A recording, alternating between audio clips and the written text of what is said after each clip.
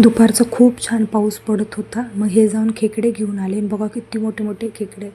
त्यानंतर आम्ही लगेच खेकडे साफ करून घेतले, कारण मला स्वयंपाक पण लगेच बनवायचा होता. आणि बघा कसे मला मदत करतात ते कांदा भाजायला.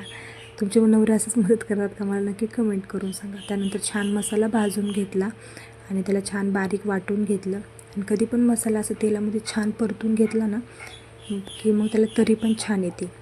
मग असा मसाला छान परतला की त्याच्यामध्ये मी खेकडे टाकून ते पण छान 5-10 मिनटं परतून घेतले. तोपर्यंत पाणी पण तापलं आणि त्याच्यामध्ये कधी पण मी गरम पाणीच टाकते.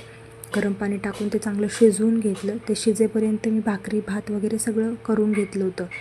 आणि बघा भाजीला तरी वगैरे खूप छान आली आहे. मग सगळं स्वयंपाक झाल्या मग आम्ही जेवायला पण बसलो.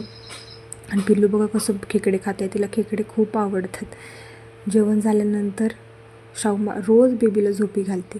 आज पण तिचं तेच चाललं आहे, तिच्या बेबीला झोपी घालते गाणं म्हणून. चला तर मी व्लॉग इथंच एंड करते. भेटू पुढच्या व्लॉगमध्ये. बाय.